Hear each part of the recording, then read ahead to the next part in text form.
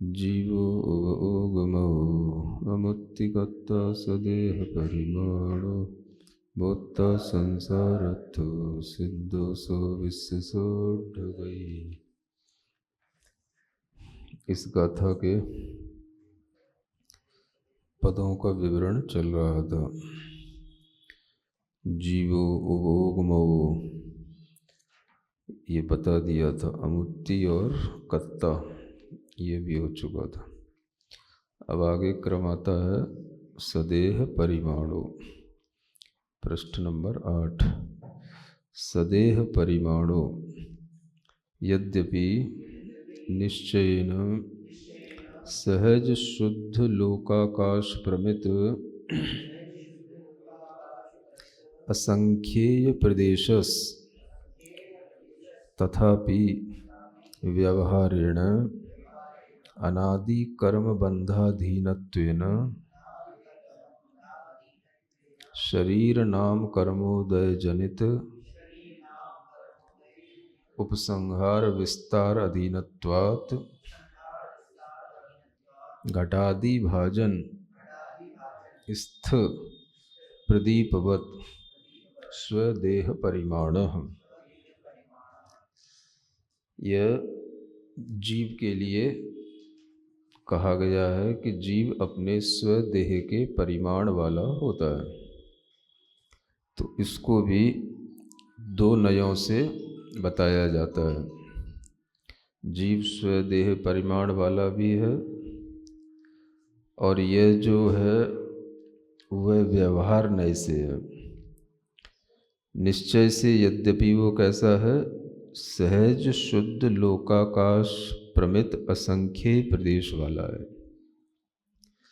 ये जीव के निश्चय से प्रदेशों की अपेक्षा से परिमाण बनता है।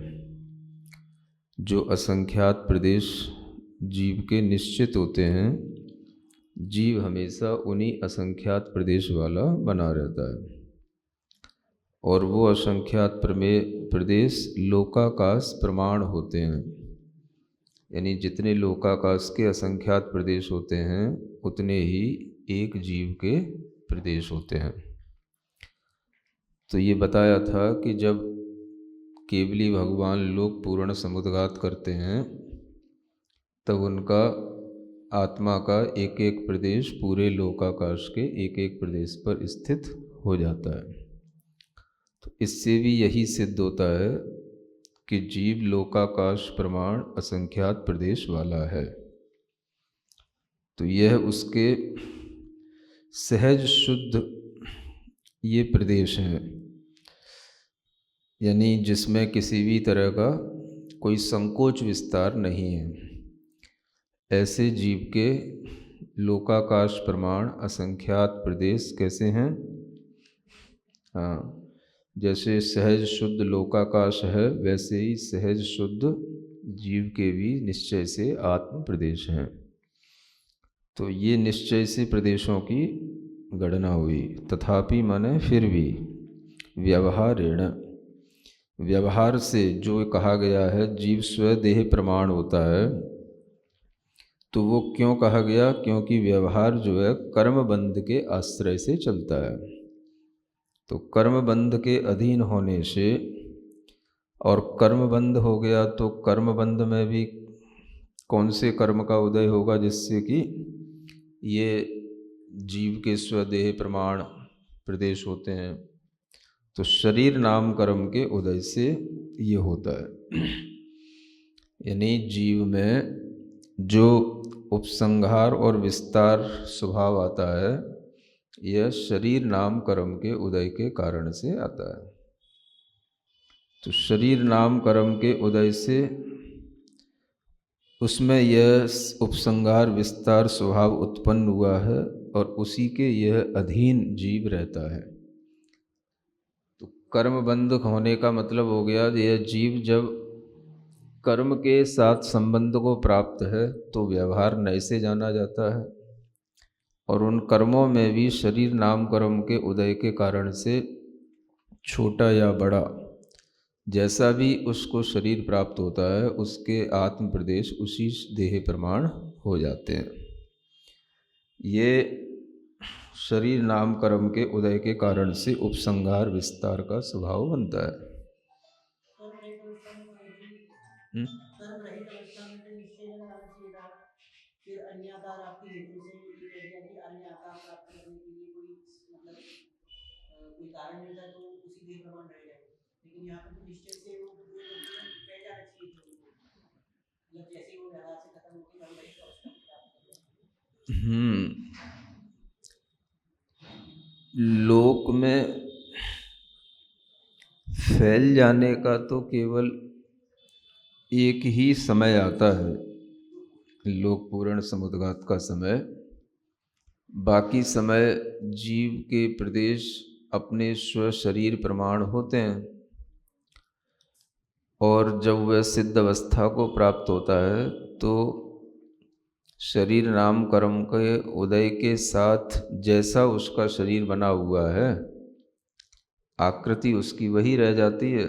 शरीर नाम कर्म का उदय समाप्त हो जाता है तो उसमें फिर संकोच विस्तार का जो स्वभाव था वो समाप्त हो गया।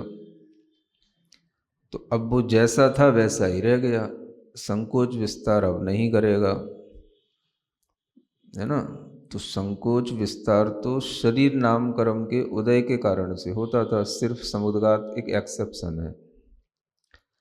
तो इस दृष्टिकोण से देखें तो यह तर्कपूर्ण दृष्टि से भी घटित हो जाता है कि शरीर नाम कर्म के उदय के कारण से उसको जैसा भी शरीर की अवगाहना मिली उस शरीर प्रमाण था, और जब उसने शरीर नाम कर्म के उदय को समाप्त कर दिया तो वो जैसा था वैसा ही रह गया।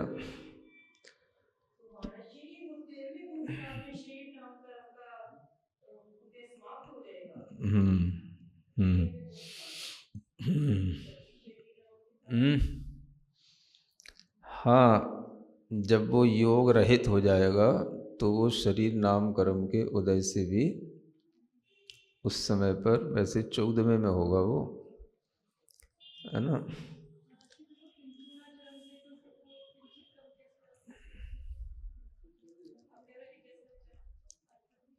वो आगे आएगा जब बताएंगे। तो शरीर नाम कर्म का उदय ही उसके संकोच विस्तार का कारण था, और उस कारण से उसको जितनी अवगाहना मिल गई वो मिल गई।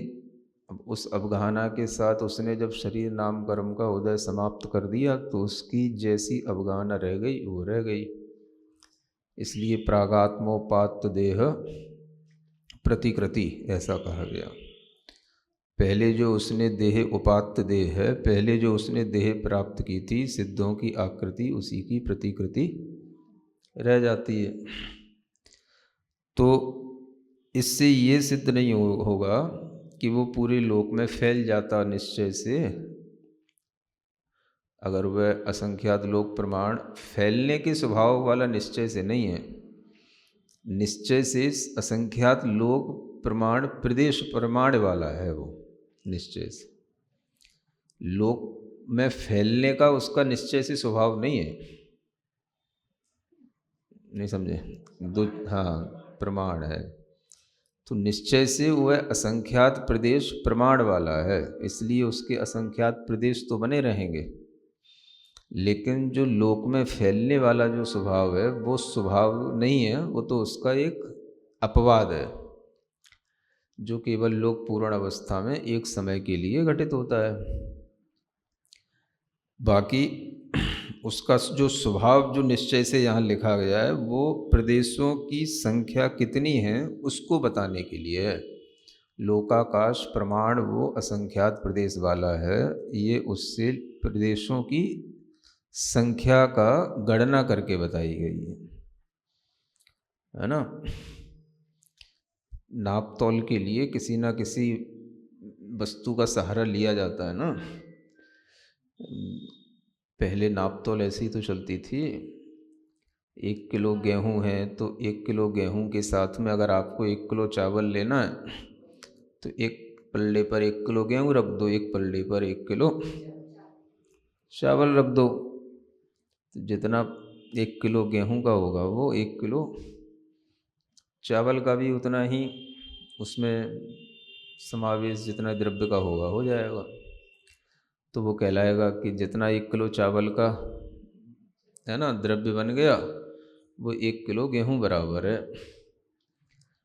तो वही चीज़ है कि जीव के असंख्यात प्रदेश किसके बराबर हैं? तो लोकाकाश के प्रदेशों के बराबर हैं। इस बताने के लिए है सिर्फ। तो निश्चय से उसके प्रदेश इतने हैं, वो रहेंगे, वो निश्चय से हैं। तो सिद्ध अवस्था में उसके निश्चय से जितने प्रदेश बताए गए वो रहेंगे, न कि वह पूरा लोक में फैल जाता। ये तो केवल एक समुद्घात के अलावा और अन्य अवस्था में नहीं होता, इसे जानना। तो इसलिए ये उपसंहार विस्तार अधीन है। किसके अधीन है? तो शरीर नाम कर्म के उदय के अधीन है। और उदाहरण भी देकर के बताया है कि घटादि बाझन स्थ प्रदीपवत, जैसे घट आदि का कोई भाजन है, उसमें स्थित जैसे कोई दीपक है ना। घट आदि पात्र जो होते हैं, घड़ा है, घड़े में दीपक रख दोगे तो दीपक का प्रकाश घड़ा बराबर हो जाता है। और कोई बड़ा ड्रम है, उसमें दीपक रख दोगे तो उसका प्रकाश उसके बराबर हो जाता है ना। बड़ी कोई टंकी है, उसमें रख दोगे, उसका प्रकाश उसके बराबर हो जाता है। तो उसी तरीके से यह जीव अपने देह प्रमाण हो जाता है। इसी को स्वदेह परिमाण स्वभाव वाला समझना चाहिए।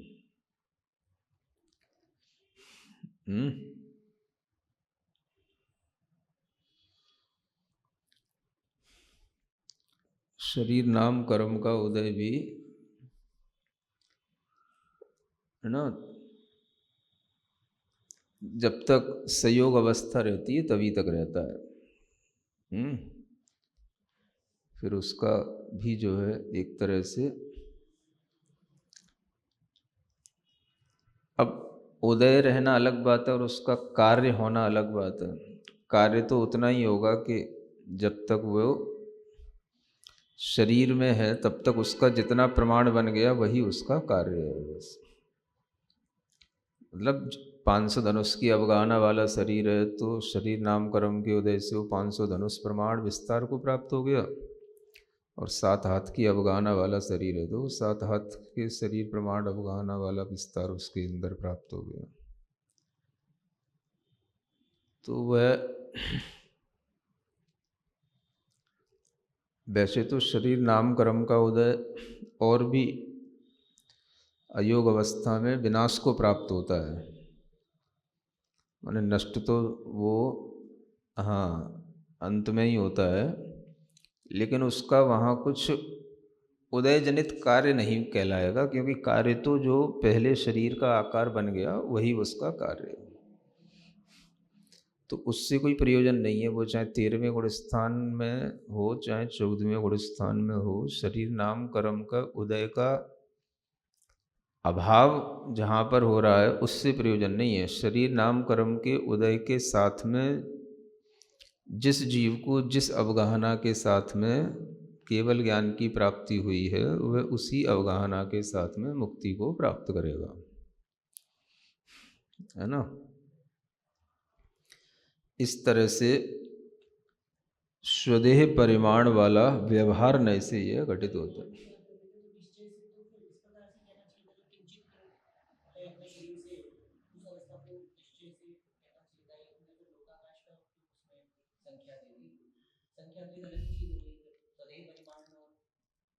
नहीं, स्वदेह परिमाण का तात्पर्य यही है कि हम जीव के प्रदेशों को, जीव के फैलाव को ही बता रहे हैं।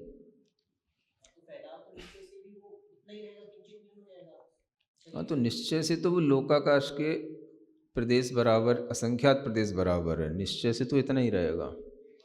व्यवहार से ही वो छोटा बड़ा जो हो रहा है वो सब व्यवहार से ही कहलाएगा।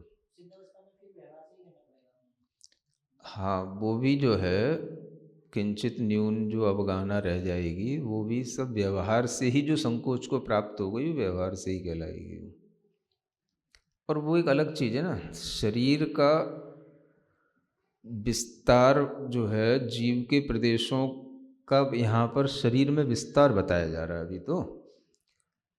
अभी वो चीज़ अलग है ना, किंचित न्यून वाली चीज़ तो अलग ही होगी, उससे इसका यहाँ पर भी कोई प्रयोजन नहीं है ना। अभी यहाँ तो सिर्फ शरीर के प्रमाण जो है उसका विस्तार है। अब शरीर के प्रमाण का मतलब शरीर कितना खाली है, कितना पोला है, वहाँ पर है कि नहीं आत्म प्रदेश, ये एक अलग विषय है। शरीर के प्रमाण विस्तार बताया जा रहा है, तो इसका मतलब यह है कि वो शरीर जितना विस्तार को प्राप्त है उतना उसके लिए जीव का भी विस्तार है। अब शरीर में बहुत सारी जगह ऐसी हैं जो खाली हैं, पोली हैं, तो उनमें शरीर में तो आकृति है, लेकिन वो जो है जीव की आकृति वैसी थोड़ी ना बनेगी। जीव के प्रदेशों की वो आकृति थोड़ी ना बनेगी, वो शरीर की आकृति है। तो वो अलग चीज़ है। वो कुंचित न्यून होना कोना वो एक अलग विषय है, उसका इससे प्रयोजन नहीं होता, है ना।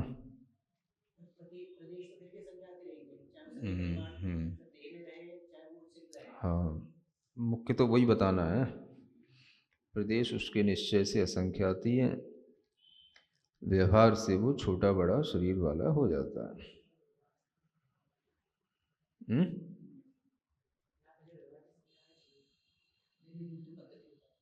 नहीं, वो सुदेह परिमाण बताया ना, तो सुदेह परिमाण वो एक निष्कर्ष के रूप में लास्ट में लिखा जाएगा, वो सुदेह परिमाण वाला है। यही तो पद्धति चली आ रही है, पहले भी बताई थी। तो जिसको गाथा में कहा गया है उसको निष्कर्ष के रूप में टीका में जब कहा जाता है तो वो अंत में कहा जाएगा, उससे पहले उसका कोई और दूसरे नए से उसका कोई विपरीत स्वभाव है तो वो पहले कहा जाएगा, उसके बाद में उसको कहा जाएगा। ये पद्धति अपना के चल रहा है ना। भूता यद्यपि शुद्ध द्रव्यार्थिक नयन रागादि विकल्प उपाधि रहित स्वात्मोत्थ सुखामृत भोक्ता, तथापि अशुद्ध नयन तथा विद सुखामृत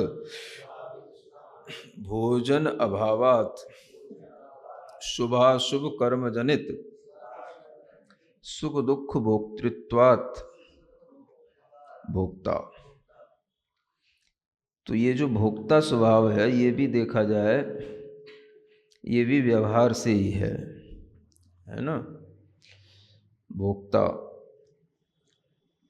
क्योंकि जो कुछ भी भोगा जाता है वह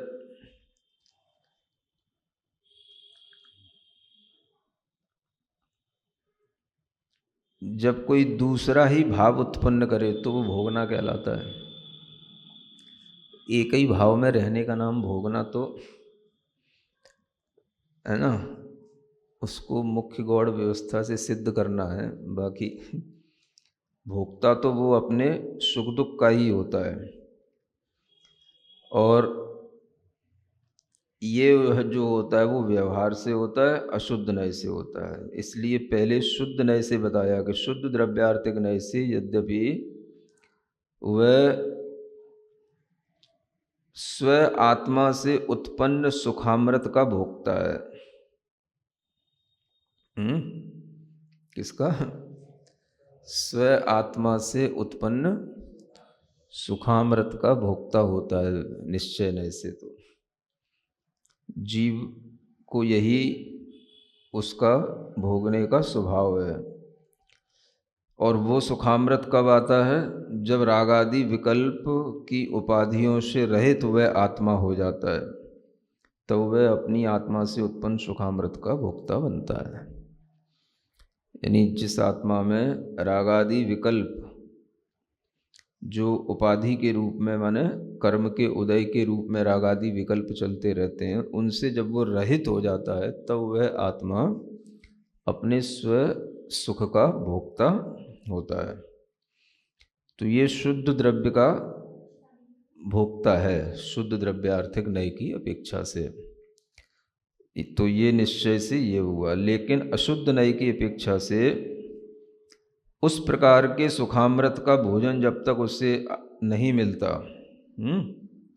अभाव है उस भोजन का, जो शुद्ध द्रव्यार्थिक नय से सुखामृत होना चाहिए उसका अभाव है वर्तमान में। क्यों अभाव है? क्योंकि वो राग आदि विकल्पों से रहित स्व सुख को नहीं चख पाता।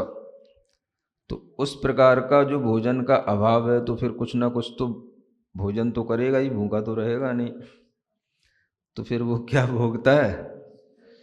तो जो भी शुभ अशुभ कर्मों से उसे जो सुख दुख का संवेदन होता है वो उसका भोक्ता बन जाता है। तो अशुद्ध नय से कर्म जनित भावों का भोक्ता हो गया। कर्म जनित भाव, जो कर्म के उदय से सुख दुख होंगे, है ना, साता वेदनी असाता वेदनी, ये जो है ये व्यवहार से कर्म के उदय से उत्पन्न हुए सुख दुख हैं, इनका वह भोक्ता कहलाता है। तो जब तक उसके लिए उस प्रकार के सुखामृत गुरु भोजन का अभाव है, तब तक वह इसका भोक्ता है। हाँ, शुभ अशुभ भावों का, शुभ अशुभ शुभ अशुभ कर्म से उत्पन्न सुख दुख का भोक्ता। शुभ अशुभ भावों का नहीं, भाव शुभ अशुभ कर्म से उत्पन्न, शुभ अशुभ तो कर्म है ना, शुभ अशुभ भावों का भोक्ता नहीं है। शुभ अशुभ कर्म से उत्पन्न जो सुख दुख हैं उनका भोक्ता है। शुभ अशुभ भावों का भोक्ता नहीं होता, सुख दुख का भोक्ता होता है। माने भोगने का जो संबंध है वो सुख से है, सुख भोगने की चीज है, और अगर सुख नहीं है तो दुख के साथ है। तो सुख दुख जब तक ये चलता है ये कर्म जनित है, और जो वास्तविक सुख है वो आत्मोत्थ सुख है, आत्मा से उत्पन्न सुख है। तो वह सुख का जब तक अभाव है तब तक उसको कर्म जनित साता वेदनी का सुख या असाता वेदनी का दुख, ये कर्म जनित सुख दुख कहलाता है, वह इसका भोक्ता बना रहता है। तो वो भोक्ता होगा तो नियम से सुख दुख ही भोगेगा, कहने का मतलब यह है। और वह असाता या साता का भोक्ता कहलाएगा। हम्म हम्म। हाँ, वो कहने में आ जाता है कि वो निश्चय नय से भोगता है, वस्तुतः तो वो निश्चय नय से जैसा है वो वैसा ही है। अब उसको चाहे भोक्ता कह लो चाहे कर्ता कह लो, कुछ भी कह लो, क्योंकि भोक्ता कर्ता ये सब निश्चय में शब्द अलग अलग हो सकते हैं, लेकिन कार्य तो सब एक ही है निश्चय में। हम्म। तो इसलिए जो कहा था कि भोक्ता वही होता है जो कुछ अपने पास जो अनुभूति हो रही है उससे कुछ अलग अनुभूति होने लगे तो उसका भोक्ता कहलाता है ना। तो सुख दुख कुछ नए नए आते हैं, उनका तो भोक्ता व्यवहार से समझ में आता है। निश्चय से तो वो अपने आत्मा में लीन हो गया तो उसका क्या भोक्ता है, वो तो अपनी आत्मा में ही है, लेकिन फिर भी कहना होता है कि वो अपनी आत्म सुख का भोक्ता है। अब इसलिए भी कह सकते हैं क्योंकि आत्मा में सुख है तो भोगेगा, इसलिए आत्म सुख का भोक्ता है। हम्म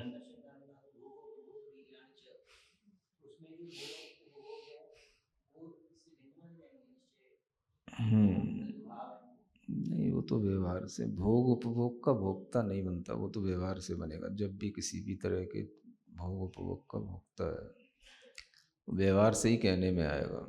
निश्चय से तो वो केवल स्व आत्मा से उत्पन्न सुख का ही भोगता है।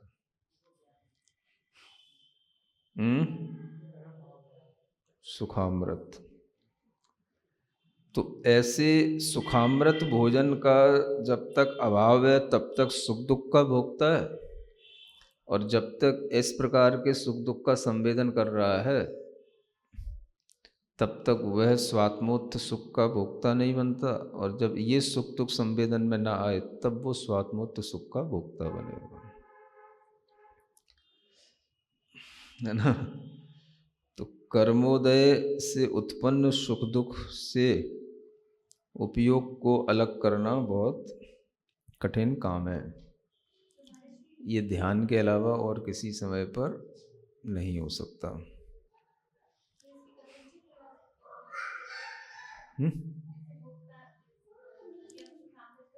हाँ हाँ, भोक्ता तो है ही है, भोक्ता तो कहा ही गया है।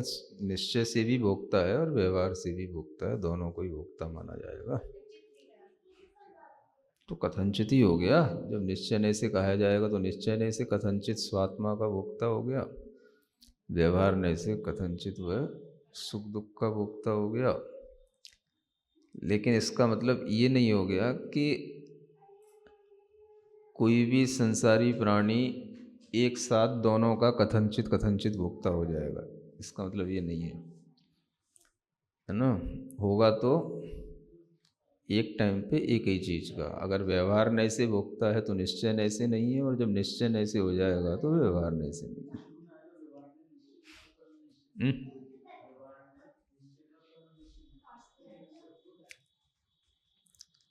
हाँ, वो तीन चीज़ें तब आती हैं जब कोई उसमें एक बीच में प्रोसेस बताई जा रही हो, उसकी एक साधन अवस्था की कोई चीज़ बताई जा रही हो, इससे वो चीज़ प्राप्त होती है। अभी यहाँ पे वो नहीं बताया जा रहा, यहाँ पर आर या पार की बात है। या तो कर्मोदय जनित सुख दुख का भोगता है, या फिर वो अपने निश्चय से स्वात्मोत्थ सुख का भोगता है, बस। तो इस तरह से भोक्ता के विषय में जानना। फिर कहते हैं संसारत्थो यद्यपि शुद्ध निश्चय नयेन निसंसार नित्यानंदयिक स्वभावस तथापि अशुद्ध नयेन द्रव्य क्षेत्र काल भव भाव पंच प्रकार संसारे तिष्ठति इति संसारस्थ। अब ये जीव संसार में स्थित, तो यह कौन से संसार में? द्रव्य क्षेत्र काल भव और भाव, ये पांच प्रकार का जो संसार है, जिसे पंच परावर्तन रूप संसार कहते हैं, उसमें रहता है, इसलिए ये संसारस्थ कहा जाता है। तो ये तो हुआ अशुद्ध नय से। वास्तव में यद्यपि देखा जाए तो ये जीव शुद्ध निश्चय नय से निसंसार वाला है, माने इसका संसार है नहीं शुद्ध निश्चय नय से, इसलिए वह नित्य आनंद एक स्वभाव वाला है ना। जब संसार से रहित होगा तो वह नित्य आनंद एक स्वभाव वाला होगा। तो वास्तव में यद्यपि उस जीव का निश्चय नय से स्वभाव यही है, फिर भी अशुद्ध नय के कारण से वह पांच प्रकार के संसार में भ्रमण करता है और रहता है, इसलिए वो संसारस्थ कहलाता है। तो इस तरह से संसारस्थ ये भी जो है व्यवहार या अशुद्ध निश्चय नय से ही कहा जाता है, अशुद्ध नय के माध्यम से ही संसारस्थ बनता है जीव का। इसलिए निसंसार होने पर ही नित्य आनंदयिक स्वभाव बनता है, उसके बिना वो एक स्वभाव नहीं बनता, अनेक स्वभाव उसका बना रहता है। संसार में जैसा कर्म फल देता है वैसे ही उसका स्वभाव बन जाता है। इसी तरह से सिद्धो व्यवहारेण स्वात्मोपलब्धि लक्षण सिद्धत्व प्रतिपक्ष भूत कर्मोदयेन यद्यपि असिद्ध तथापि निश्चयनयेन अनंत ज्ञान अनंत गुण स्वभावत्वा सिद्ध। तो ये जीव सिद्ध है और व्यवहार से देखा जाए तो यह असिद्ध है, और निश्चय से देखें तो सिद्ध है। तो यहाँ पर सिद्ध की व्याख्या करनी थी, तो सिद्ध को अंत में व्याख्या करेंगे, तो इसलिए पहले असिद्ध का व्याख्यान करेंगे। असिद्ध का व्याख्यान व्यवहार नय से होगा पहले। तो व्यवहार नय से यद्यपि जीव असिद्ध है, क्योंकि अपनी स्व आत्माओं की उपलब्धि लक्षण वाला जो सिद्धत्व है, उसके यह विपरीत जो कर्म का उदय है, उससे यह जब तक बना रहता है तब तक यह असिद्ध कहलाता है।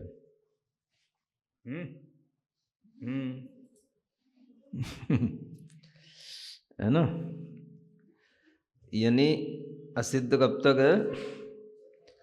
जब तक कि सिद्धत्व की प्राप्ति ना हो जाए। सिद्धत्व की प्राप्ति के प्रतिपक्षभूत कर्म का उदय जब तक रहेगा तब तक यह जीव असिद्ध कहलाता है ना। और सिद्धत्व क्या है? स्वात्मोपलब्धि जिसका लक्षण है, उसी का नाम सिद्धत्व है। सिद्धि स्वात्मोपलब्धि, इसीलिए कहा गया है। स्व आत्मा की उपलब्धि हो गया तो वो सिद्धि हो गई, माने सिद्ध बन गया। उसके विपरीत जब तक वह नहीं होती तब तक वह असिद्ध है। इसलिए अरिहंत दशा भी सिद्ध दशा नहीं कहलाती। अरिहंत भी सिद्ध नहीं है, क्योंकि और इसी दृष्टि से देखें तो अभी स्व आत्मा की उपलब्धि अभी उन्हें नहीं हुई है ना। स्व आत्मा की जब उपलब्धि होगी तो फिर उसमें किसी भी प्रतिपक्ष भूत उसका कोई भी असिद्ध कर्म का उदय नहीं होना चाहिए। तो अरिहंत अवस्था में भी अभी कर्मों के उदय हैं, है ना। तो सिद्धत्व का जो प्रतिपक्ष भूत कर्म का उदय होगा जब तक, तब तक वह असिद्धत्व कहलाएगा। इसलिए असिद्धत्व नाम का एक औदैहिक भाव कहा गया सामान्य से 21 भावों में। तो वो असिद्धत्व जो 21 भावों में एक भाव आता है, वो जब तक संसार में है, गुण स्थानों में है, तब तक असिद्ध है, चाहे वो अयोगी केवली ही क्यों ना हो, है ना। और जब वो छूट जाएगा, गुण स्थानातीत हो जाएगा, तब वो सिद्धत्व की प्राप्ति होगी, तो वो सिद्धत्व भाव आएगा। तो वो असिद्धत्व भाव एक सामान्य रूप से कर्मोदय जनित भाव इसीलिए कहा जाएगा।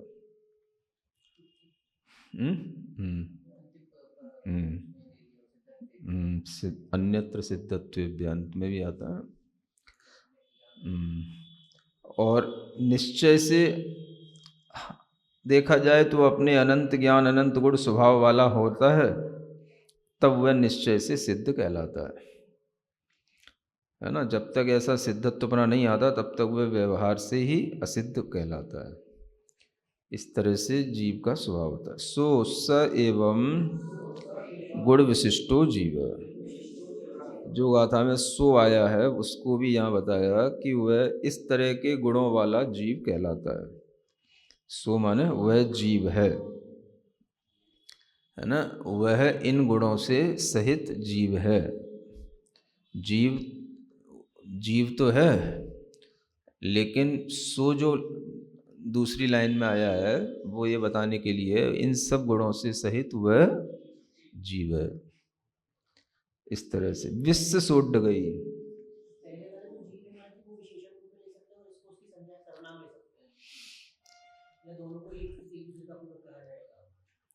हाँ, वो जीव पहले जो कहा है वो जीव एक तरह से जीव की सिद्धि के लिए है, जीव की शुरुआत करने के लिए है। जीव को कहे बिना तो हम बताएंगे क्या कि किसकी बात कर रहे हैं।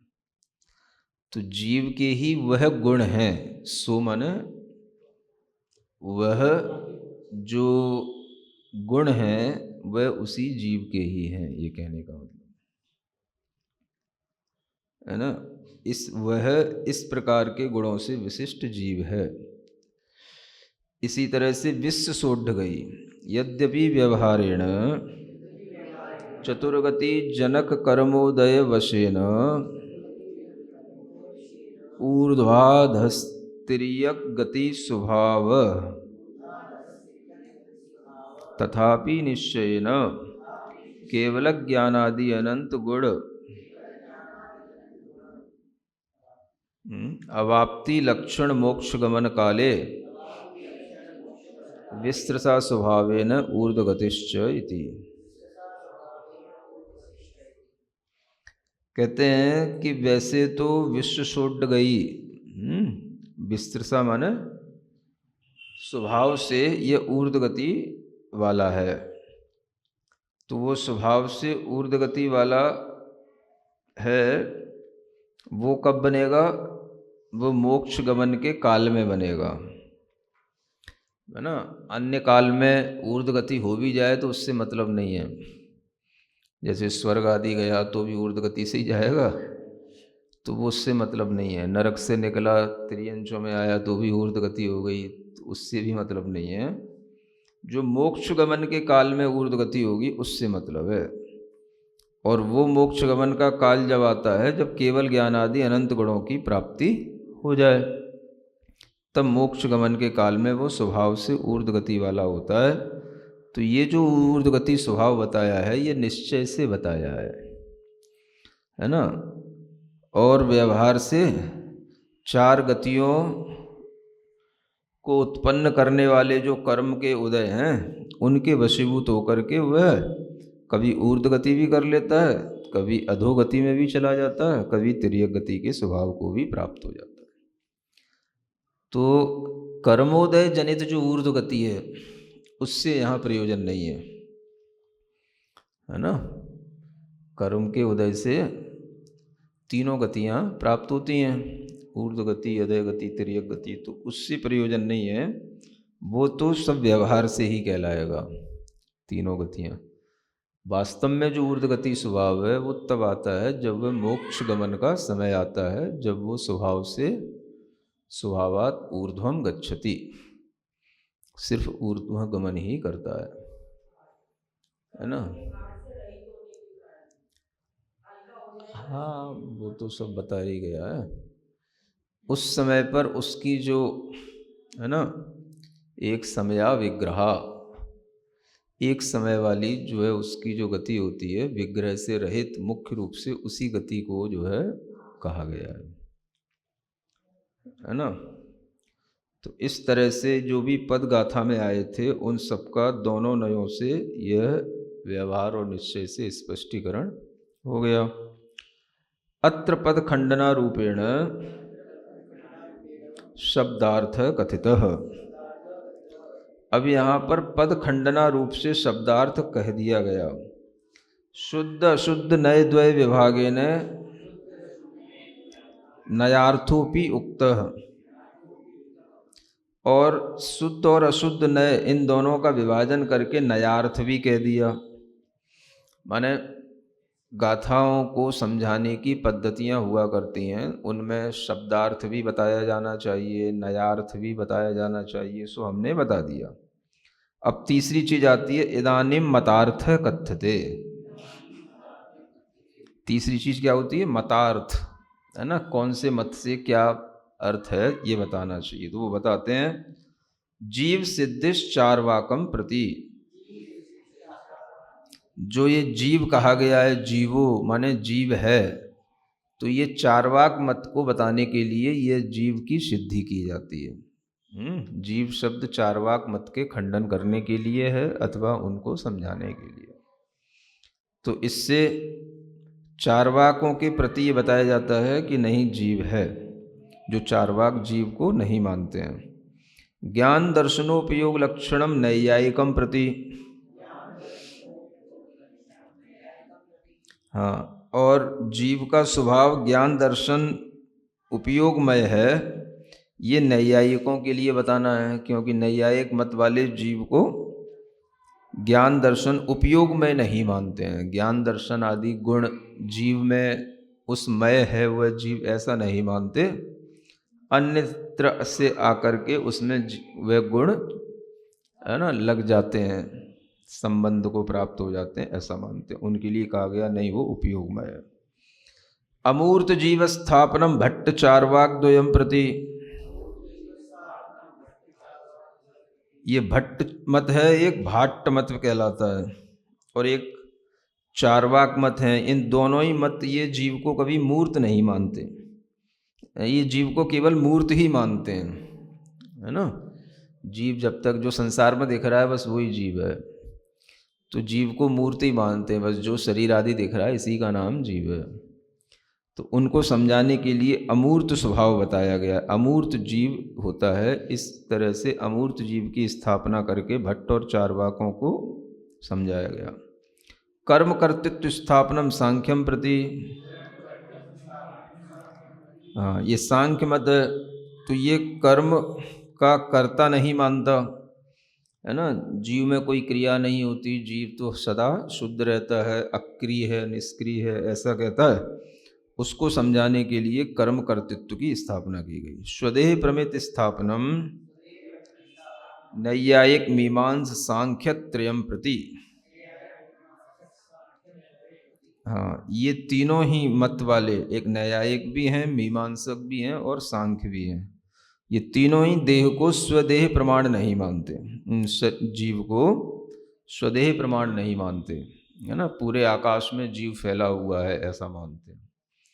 जीव जो है, हाँ, पूरा संसार में ब्रह्मा पूरा एक फैला हुआ है ऐसा मानते हैं। तो उनके लिए समझाने को यह स्वदेह प्रमाण होता है जीव, ऐसा बताया गया। कर्म भोक्तृत्व व्याख्यानम बौद्धम प्रति। हाँ, बौद्ध कहते हैं सबको क्षणक्षयी होता है, तो काय का भोक्ता, है ना। जो आज है वो कल नहीं, कल है वो परसों नहीं, तो भोक्ता कौन किसका होगा। तो उसको समझाने के लिए कहा गया नहीं, वह जीव कर्मों का भोक्ता होता है। संसार स्थ व्याख्यानम सदाशिवम प्रति। हाँ, एक सदाशिव नाम का मत है, जो कहता है जीव सदा शिव रूप ही है, माने मोक्ष रूप ही है, जीव में संसार होता ही नहीं है। तो उसको समझाने के लिए कहना पड़ता है इस संसार में भी जीव स्थित है, संसारस्थ जीव होता है, संसारी जीव की ये गतिविधियां होती हैं, ये बताना पड़ता है। वो कहता है जीव सदा शिव रूप ही है, सदा शिव, सदा शिव।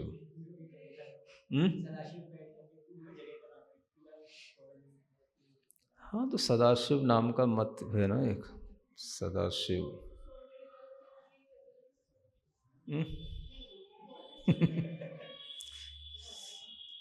अब ये तो सवई कछु कहते हैं। जो जो निश्चय ऐसे कहा जाता है वो सब वो कहते हैं। सदाशिव एक नाम भी आता था ना फिल्मों में, सदाशिव अमरापुरकर है, ऐसा कुछ नाम है। हाँ, अमरापुरकर नाम आता था, सदाशिव विलेन बनता था।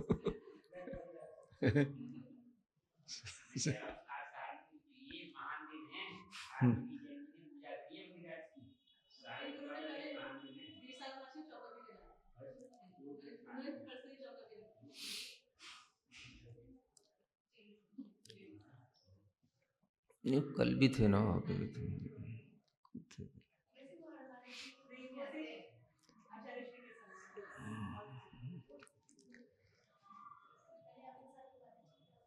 संसार में है ना ये सदाशिव। सिद्धत्व व्याख्यानम भट्ट चार्वाक द्वयम प्रति।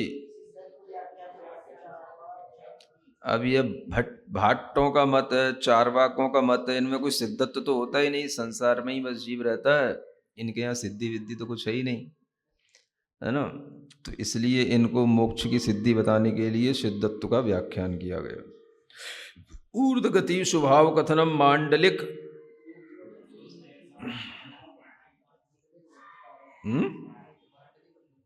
ग्रंथकारम प्रति, माने मांडलिक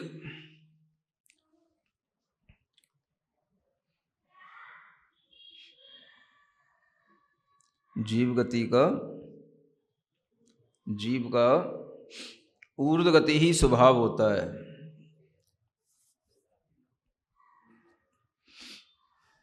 ये मांडलिक ग्रंथकार के प्रति कहा गया है, यानी जो मांडलिक मत है उसके ग्रंथ को बनाने वाले जो हैं, मांडलिक मत है एक, उनके लिए ये बताया गया कि जीव ऊर्ध्वगति स्वभाव वाला होता है।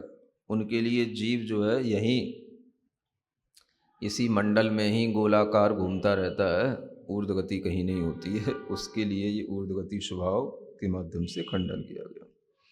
इति मतार्थो ज्ञातव्य, इस तरह से मतार्थ का ज्ञान हो गया, है ना। शब्दार्थ हो गया, नयार्थ हो गया, मतार्थ हो गया, तीन हो गए। अब चौथा है आगमार्थ। आगमार्थ है पुनः अस्त्यात्मानादिबद्ध इत्यादि प्रसिद्ध एवं। आगमार्थ वह कहलाता है कि जो आप बात कह रहे हैं वो पहले से आगम में प्रसिद्ध होनी चाहिए। तो उसके लिए ये रेफरेंस दिया जा रहा है, पूज्यपादाचार्य की सिद्ध भक्ति में भी कहा है कि अस्त्यात्मानादि बद्ध, यही आगम का अर्थ हो गया। ये प्रसिद्धि को ही प्राप्त है ये अर्थ। हाँ, मतलब आत्मा है, इस बात की सिद्धि पूर्वाचार्यों ने भी की है। ये आगमार्थ। शुद्ध नयाश्रितम जीव स्वरूपम उपादेयम शेषम च हेयम। और अंत में जो है भावार्थ बताया जाता है। तो भावार्थ में क्या हेय है, क्या उपादेय है, ये जानना चाहिए। तो इसलिए यहाँ पर कहते हैं शुद्ध नय के आश्रित जो जीव का स्वरूप है वो तो उपादेय है, बाकी सबको हेय जानना। इति हेय उपादेय रूपेण भावार्थोपि अवबोधव्य। इस तरह से हेय उपादेय रूप से भावार्थ भी जानना चाहिए। एवं शब्द नय मतागम भावार्थो यथा संभवम व्याख्यान काले सर्वत्र ज्ञातव्य। इस प्रकार से शब्दार्थ, नयार्थ, मतार्थ, आगमार्थ और भावार्थ, कितनी चीज़ें हो गई?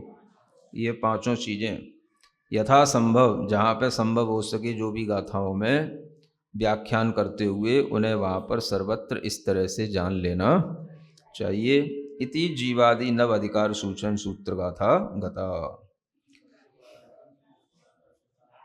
इस तरह से जीवादि 9 अधिकारों की सूचना देने वाली सूत्र गाथा गई। गता नहीं लिखा उसमें गाथा गता ऐसा भी लिखा हुआ आता है, गाथा गई। इस तरह से दूसरी गाथा का व्याख्यान हो गया।